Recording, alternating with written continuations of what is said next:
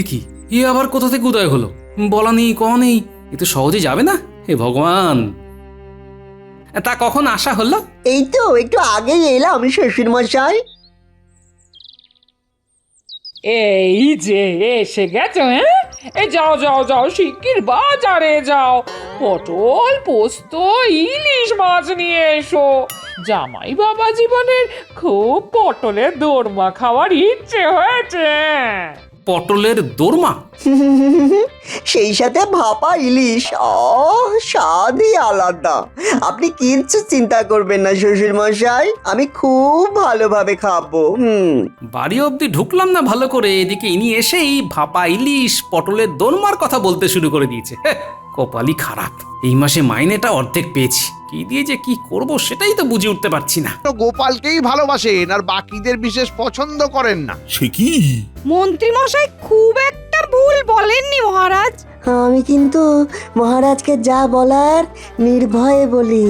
হ্যাঁ, তুমি থাকো কতটুকু রাজকার্য নিয়ে বিজ্ঞানী, তুমি নিজের গবেষণা নিয়ে মত্ত থাকো। যাই হোক পণ্ডিত, এবার তুমি তোমার কথা বলো। পাঠশালার একটা দিকে চাল একদম ভেঙে পড়েছে, না সারালেই নয়। এই মহারাজ যদি কিছু অর্থ মঞ্জুর করেন। এই কথা তা আগে বলবে তো, এ আর কি এমন কথা? মন্ত্রী, তুমি পণ্ডিতের পাঠশালার চালা সারানোর ব্যাপারটা দেখে নিও তো, আর যা অর্থ লাগে সেটাও খাজাঞ্চির সাথে কথা বলে নাও। নিশ্চয়ই মহারাজ। ওই দেখুন মহারাজ, কখন রাজসভা শুরু হয়ে গেছে আর গোপাল ঢুকছে এত দেরি করে হেলে দুলে। প্রণাম মহারাজ। তা গোপাল, এত দেরি কেন তোমার? মহারাজ, বাজারে গিয়েছিলাম, গিন্নির পটল খাবার শখ জেগেছে, কিন্তু বাজার জুড়ে দেখি পটল নেই। কি? এটা তো পটলের সময় মহারাজ, এখন পটল খুঁজতে যদি পটল তোলবার মতো অবস্থা হয় তাহলে কি করি বলুন তো? মহারাজ, জরুরি রাজসভা চলছে, আপনি উপস্থিত আর আপনার গোপাল সেখানে বাজারে পটল খুঁজছে। মহারাজ, যদি অভয় দেন তাহলে জানতে চাই যে আমি আসার আগে কি জরুরি কাজ হচ্ছিল।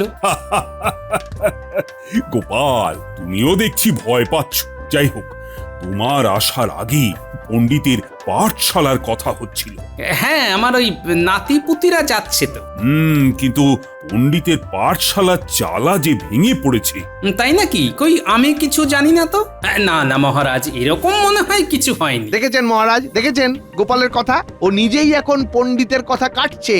ও আসলে চায় না ওকে বাদ দিয়ে কোনো আলোচনা হোক। গোপাল, তোমাকে সব বিষয়ে মাথা ঘামাতে হবে না। আচ্ছা মন্ত্রী, তুমি খবর নাও তো যে বাজারে কেন পটল পাওয়া যাচ্ছে না? সবজির ফলন কি ঠিকভাবে হয়নি? মহারাজ, আপনি চিন্তা করবেন না, আমি পণ্ডিতের পাঠশালার বিষয়টি আর সবজি ফলনের বিষয়টির ব্যাপারে সমস্ত খোঁজ খবর নিচ্ছি। আপনি কালকেই সব জেনে যাবেন মহারাজ। বেশ, তাহলে আজকে রাজসভা এখানেই শেষ হোক। না, এই বেলা রওনা হয়ে পড়ি, বিকেল বিকেল পৌঁছে যাব। রাতের বেলা শ্বশুর বাড়িতে জমিয়ে খাওয়া হবে। কই গো, ও গিন্নি, কই গেলে? এই আসছি। তুমি তাহলে এইবারটা যাচ্ছ না? কিভাবে আর যাই, যেতে যে স্বাদ হয় না তা তো নয়, তবে এখন আমার মেলা কাজ জমে আছে, শরীরও তো বিশেষ ভালো নেই। তুমি যাও, ঘুরে এসো। হ্যাঁ হ্যাঁ, সেই ভালো, তোমার গিয়ে কাজ নেই, আমি তোমার বাবা আর মায়ের কুশল সংবাদ নিয়েই আসবো। আসি আমি চললাম, দেরি হলে চিঠি পাঠাবো। সাবধানে যেও গো।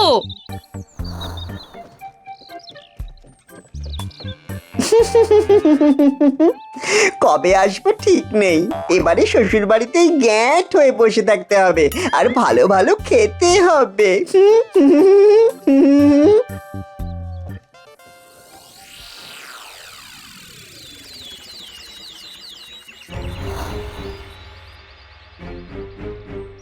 এরকম চোরের মতো দাঁড়িয়ে থাকলে হবে না, আমি যা বলছি সেরকম কর। অনেক কিছু পাবি। আপনি তো অনেক কিছুই বলেন, কিন্তু কিছু তো হয় না মন্ত্রী মশাই। তবুও আপনার কথা আমরা কিছুতেই ফেলতে পারি না, এই যা। আহা, এটা খুব বড় সুযোগ। তোদের চুরি ডাকাতি কিছুই করতে হবে না, শুধু আমি যা বলছি সেটাই বলবি। আমি এখন রাজসভা যাচ্ছি, একটু পরে তোরা আয়। প্রহরীকে বলবি মন্ত্রী মশাই ডেকেছে, ব্যাস প্রহরী তোদের রাজসভায় নিয়ে আসবে। ঠিক আছে, আপনি যান, আমরা পৌঁছচ্ছি। ঠিক আছে।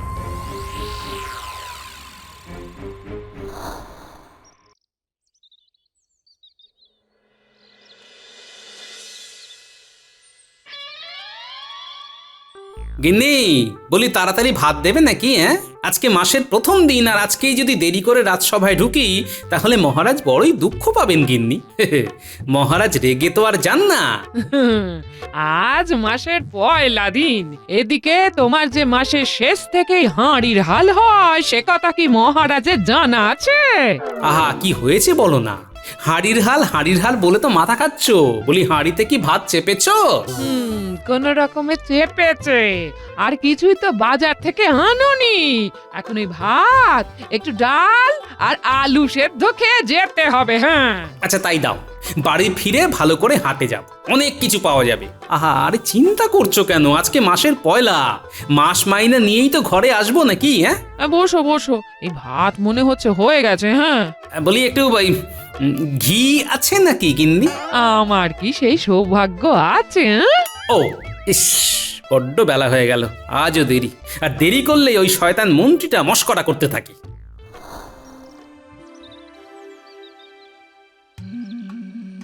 মহারাজ, আজ মাসের প্রথম দিন, আজও গোপাল সময়ে আসতে পারলো না।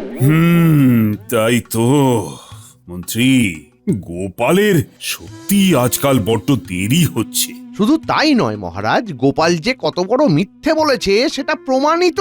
কিরকম? এক্ষুনি জানতে পারবেন মহারাজ। আমি দুজন চাষিকে আসতে বলেছি, তারা এক্ষুনি এসে পড়বে। তাদের মুখেই শুনবেন আমি আর নিজ মুখে কি কথা বলি। প্রণাম মহারাজ। দুজন চাষি দেখা করতে এসেছে, বলছে মন্ত্রী মশাই আসতে বলেছে। এসে গেছে মহারাজ, এসে গেছে। ও, তা ওদের রাজসভায় আসতে বল। মহারাজ, এরা হলো সাধন আর নিমাই, কিছুদিন হলো এসেছে। এসেই এরা সবজি ফলিয়ে আমাকে একেবারে তাক লাগিয়ে দিয়েছে। বটে, তা কি সবজি ফলাও তোমরা? আগে মহারাজ পটল। পটল? এই যে গোপাল বলছিল বাজারে পটল নেই। আগে আমরা তো প্রচুর পটল ফলিয়েছি, আপনি দেখতে যেতে পারেন। গোটা বাজার জুড়ে আমাদের ফলানো পটল এখন বেচা হচ্ছে।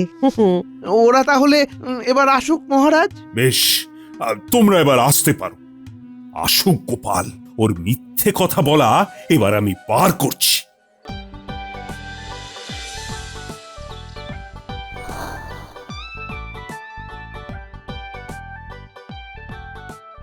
মহারাজ, ওই গিন্নির ভাত রান্না করতে দেরি হয়েছিল, তাই আমারও একটু দেরি হয়ে গেল মহারাজ। আর কত অজুহাত দেবে গোপাল? কাল তুমি পটলের কথা বললে, আর আজ পটল চাষি এসে কত পটল ফলিয়েছে সে কথা বলে গেল। তুমি তো বড় মিথ্যাবাদী। হ্যাঁ গোপাল, আমার মিথ্যে কথা বলবার প্রয়োজন কি মন্ত্রী মশাই? আচ্ছা, আপনি কোন চাষিকে নিয়ে এসেছিলেন বলুন তো? সবাইকেই আমি কম বেশি চিনি। তুমি সাধন আর নিমাইকে চেনো? না, এরকম নামে তো কোনো চাষি আছে বলে শুনিনি। এরা পটল চাষি। কি আশ্চর্য, বাজারে পটল নেই আর মন্ত্রী মশাই ওই কে সাধন কে নিমাই সব পটল চাষিদের এনে হাজির করছে। বলি কাউকে সাজাননি তো? না, আপনি যে এটা করতে পারেন তা আমি জানি। দেখুন মহারাজ, দেখুন গোপাল কিরকম মুখের ওপর আমাকে মিথ্যাবাদী বলছে, যেখানে ও নিজে সবচেয়ে বড় মিথ্যাবাদী। আমি যা বোঝার বুঝেছি গোপাল, তোমার দেরি করবার জন্য একটা অজুহাত চাই না, যেটা আমি আর হতে দেব না।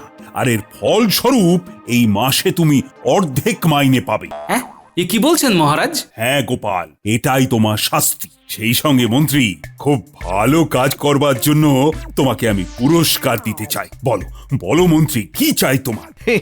মহারাজ, আমার যদি একটি জমি হয় তাহলে কিছু চাষি ভাইকে দিয়ে পটল চাষ করিয়ে সেটা গরিব লোকেদের খাওয়ানোর প্রবল ইচ্ছা জাগে।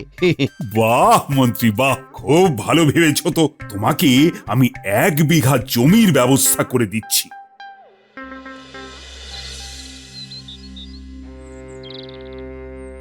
কি যে করি, এই অর্ধেক মাইনে নিয়ে গিন্নির মুখের সামনে দাঁড়াবো কি করে? হতভাগা মন্ত্রী আমাকে বরবাদ করলো, আর আমারই যে কেন এত দেরি হয় সে আমি বুঝতেই পারি না।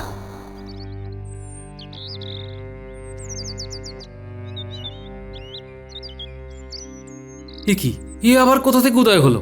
বলা নেই কওয়া নেই, এ তো সহজে যাবে না। হে ভগবান, তা কখন আসা হলো?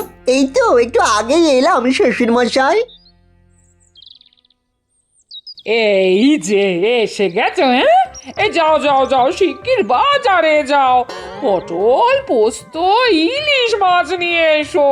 জামাই বাবা জীবনের খুব পটলের দোরমা খাওয়ার ইচ্ছে হয়েছে। পটলের দোরমা? সেই সাথে ভাপা ইলিশ, স্বাদই আলাদা। আপনি কিচ্ছু চিন্তা করবেন না শ্বশুর মশাই, আমি খুব ভালোভাবে খাবো। বাড়ি অবধি ঢুকলাম না ভালো করে, এদিকে ইনি এসেই ভাপা ইলিশ পটলের দোরমার কথা বলতে শুরু করে দিয়েছে। কপালই খারাপ, এই মাসে মাইনেটা অর্ধেক পেয়েছি, কি দিয়ে যে কি করব সেটাই তো বুঝে উঠতে পারছি না। আপনি বের করে কিছু বলছেন শ্বশুর মশাই? না, তা কি আর বলবো, এসেই পড়েছ যখন তখন ভালো করে খাবে বই কি বাবা, হ্যাঁ জামাই বলে কথা। কাল থেকে আপনাকে আর কষ্ট করে বাজারে যেতে হবে না। হ্যাঁ, সে কি, তুমি জামাই মানুষ, তুমি কেন বাজার করবে বাবা? না না, তাতে কি আছে, আমি তো আছি। তুমি আছো মানে? অতিথি নারায়ণ হয়ে এসেছি শ্বশুর মশাই, অত সহজে কি যেতে পারি? বিশেষ করে যখন আপনাদের মতো মানুষের সান্নিধ্য পেয়েছি। এ তো সহজে ছাড়ার পাত্র নয় দেখছি।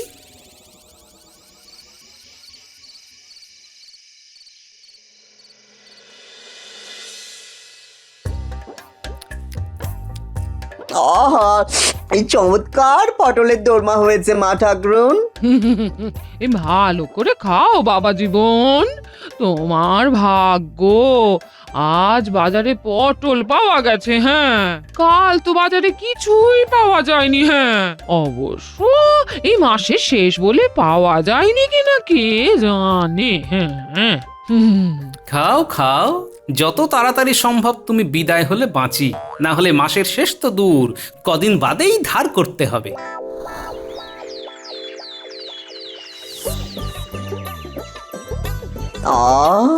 কি সুন্দর সকাল, কাল রাতে খাওয়াটা জব্বর হয়েছে। শ্বশুরমশাই ঘুম থেকে ওঠার আগে এই বেলা সকাল সকাল বাজারে চলে যাই, মনটা বড়ই পাঁঠা পাঁঠা করছে।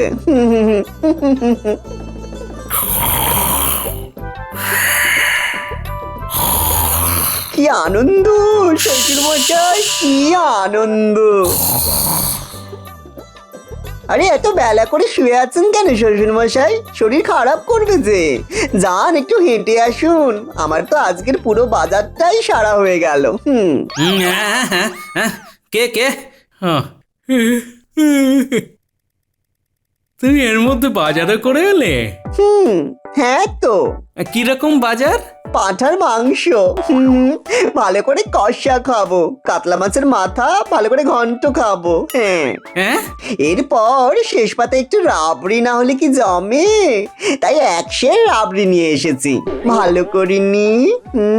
ওরে বাবা, এসব তুমি খাওয়াচ্ছ? কি যে বলেন না শ্বশুর মশাই, আমি হলাম আপনার অতিথি, নারায়ণ সেবা তো আপনিই করাবেন, আমি তো নিমিত্ত মাত্র। তাহলে এত কিছু সব আপনার নামে ধারের খাতায় লিখিয়ে এসেছি। আপনার জামাই বলে আমার খাতির তো কম নয়। হ্যাঁ, তা বটে। সেই সাথে আপনার এত সুনাম যে আপনার নাম বলতেই ধারের খাতায় সব দিয়ে দিল। এই তো মা ঠাকুরনও উঠে পড়েছেন, জান দেখি রান্না চাপান, আমি এই বেলা তাড়াতাড়ি চানটা করে ফেলি। তেল কোথায় মা, তেল? আছে আছে, ওই বাইরে রাখা আছে। হ্যাঁ, বেশ বেশ। এ তো আমি শেষ হয়ে যাব, একেবারে অর্ধেক মাইনা পেয়েছি, তার উপর আমাদের কিভাবে চলবে? আমি কিছু জানি না। হ্যাঁ, ও আমার জামাই, তোমাকেই বুদ্ধি করে চলতে হবে। তোমার এত বুদ্ধি, মহারাজ শুধু তোমার কথাই শোনে বলে গর্ব তোমার কম ছিল না। আজ সেই বুদ্ধি কোথায়? বুদ্ধিতে শান দাও, বুঝলে? ওরে বাবারে, এই জামাই আমার কাছে দুঃস্বপ্নের মতো, আর আমার সব বুদ্ধি ওই দুঃস্বপ্নে হারিয়ে গেছে। ওহো।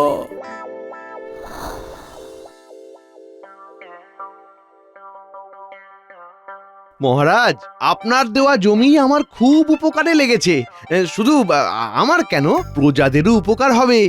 সারা জমি জুড়ে পটল চাষ হচ্ছে। সাধু সাধু। সাধু সাধু। অতি উত্তম। এ কি গোপাল, তুমি আবার দেরি করলে? প্রণাম মহারাজ। বসো বসো তো গোপাল। মহারাজ, যারাই দেরি করবে তাদের সামনের মাসে আর বেতন না দেওয়ার জন্য আবেদন জানাচ্ছি। এটা মনে হয় আমাকেই উদ্দেশ্য করে বলা মহারাজ। আচ্ছা, তোমার আজ আবার দেরি কেন গোপাল? আগে আমার জামাই এসেছে মহারাজ। তার জন্য তোমার বাজারে অনেক ধার হয়ে গেছে, এটাই তুমি নিশ্চয়ই বলবে গোপাল। হ্যাঁ, আর সেই সাথে এই মাসের অর্ধেক বেতনটাও পাওয়া যায় কিনা সে প্রশ্নও করবে। কি ঠিক বললাম না? হ্যাঁ, আসলে তুমি যা মিথ্যে বলবে এখন সেগুলো আগাম বোঝা যায়। আপনি নিশ্চয়ই জানতে পেরেছেন যে বাজারে আমার ধার হয়ে গেছে। দেখেছেন মহারাজ, দেখেছেন? গোপাল এর বাইরে আর কিছুই বলতে পারবে না। না না না না, এরকম অজুহাতে তোমাকে বাকি মাইনে দেওয়া যাবে না, তাহলে যে আমার নীতিভঙ্গ হবে। মহারাজ, আপনি আমাকে জমি দিয়েছেন আর গোপাল হিংসায় জ্বলে পুড়ে যাচ্ছে।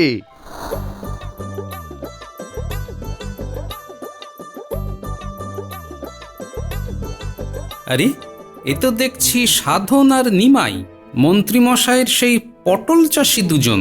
কিন্তু এরা পটলের বদলে ধান চাষ করছে কেন? তার মানে মন্ত্রীমশাই মহারাজকে টুপি পরিয়েছে। ঠিক আছে, আমিও হাতে এক ঢিলে দুই পাখি মারার অস্ত্র পেয়ে গেলাম।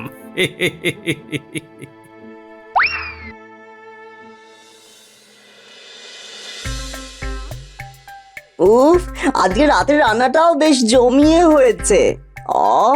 এত পাঁঠা কতদিন পরে খেলাম। এই পেট একেবারে জুড়েই গেল। আমি শ্বশুর বাড়ি আছি না স্বর্গে আছি সেটা বুঝতেই পারছি না। দেখো বাবা জীবন, তুমি আনন্দে খাচ্ছ খাও, কিন্তু আমি তোমার জন্য এত করছি, তা তুমি আমার জন্য একটা কাজ করতে পারবে? কি কাজ বাবা? বেশি কিছু না, কাল সকালে একটা কাজ করতে হবে, এই একটু সমাজ সেবা আর কি। কি সমাজ সেবা বাবা? শোনো। কি পারবে তো? নিশ্চয়ই পারবো শ্বশুর মশাই। আয় আয় গরু ভাই, আয় আয় আয় আয় আয় আয় আয় আয় আয় গরু ভাই, এসে ধান খেয়ে যা। খা বাবা খা, ভালো করে খা। এই শয়তান গরুকে ছেড়ে দিয়েছে, সব ধান নষ্ট হয়ে গেল। এগুলোকে ধর ধর ধর। এই রে, এরা তো আমার দিকেই আসছে। পালাই, বাপরে বাপ, পালাই পালাই বাবা।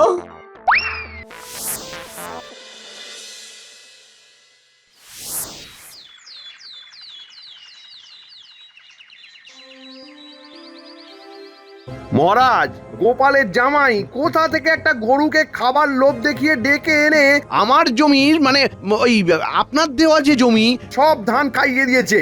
আমি বলছি গোপাল এটা ইচ্ছা করেই করেছে মহারাজ। কি ব্যাপার গোপাল? মহারাজ, আমরা কাল যখন রাজসভাতে ছিলাম তখন এই ঘটনা ঘটেছে। আমার জামাই খারাপ কাজ করেছে হয়তো না বুঝে, কিন্তু ওই জমি যে মন্ত্রীমশাইয়ের জমি, সেটা তো আর আমার জামাইয়ের জানার কথা নয় মহারাজ। না মহারাজ, ওটা আমারই জমি। আমি পটলের বদলে ধান চাষ মানে। দেখলেন মহারাজ, মন্ত্রীমশাই আপনার জমি নিয়ে আপনারই সাথে প্রতারণা করলো, মিথ্যে কথা বলল, আর তারপরে মন্ত্রী ইচ্ছে করে আমার উপর দোষ আরোপ করার চেষ্টা করছে। ছি ছি ছি মন্ত্রী, আমার সাথে প্রতারণা করার অপরাধে তোমাকে দেওয়া ওই জমি আমি ফিরিয়ে নিলাম। গোপালের পেছনে লাগতে গিয়ে আমার সর্বনাশ হয়ে গেল।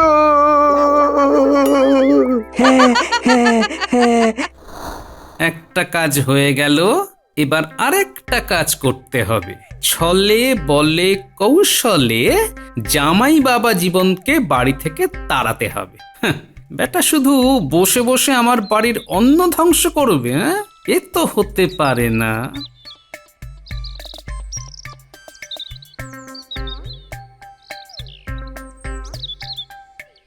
বলি ও গিন্নি, সেই পুত্তুর কই? হ্যাঁ, নাক ডাকিয়ে ঘুমাচ্ছে, তোমারই তো জামাই গো। যা বাবা। শ্বশুর মশাই কতক্ষণ? রাজসভা কেমন চলছে? হ্যাঁ, ভালোই চলছে। তা বাবা, বেশ কিছুদিন তো হয়ে গেল। তুমি কি কাল সকালে রওনা দেবে? এই তো কদিন মাত্র এলাম, আরো কটা দিন থাকি। ওরে বাবা, না হ্যাঁ, এখানে থাকার অনেক সমস্যা বুঝলে। তুমি কালকেই একদম এখান থেকে চলে যাবে। হ্যাঁ, দেখুন, আমি অতিথি নারায়ণ, আমাকে তাড়ালে কিন্তু এই সংসারের বড় অমঙ্গল হবে। তাই আমি মিষ্টি মুখেই বলি, এমন কাজ করবেন না। তুমি ওকে অমন করে বলো না। হ্যাঁ, বেশ, আমি কাঁটা দিয়ে কাঁটা তুলবো। হ্যাঁ, কি করবে? আমি যাব এখন বাজারে।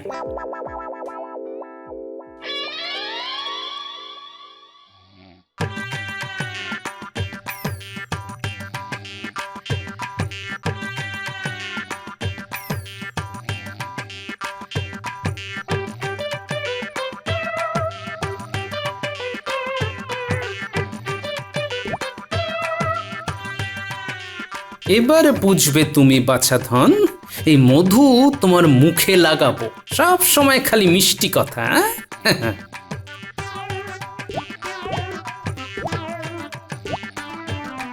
হ্যাঁ? যাই বাইরে গিয়ে বসি। বাহ, একেবারে ব্রাহ্ম মুহূর্ত।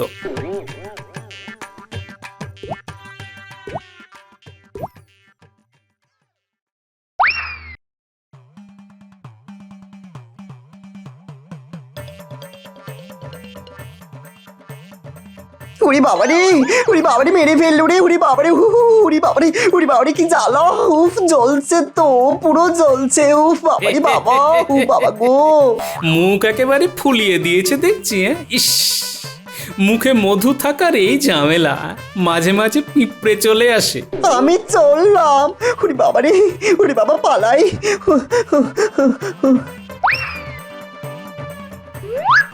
প্রাতকৃত্যটা পথেই করে নিও।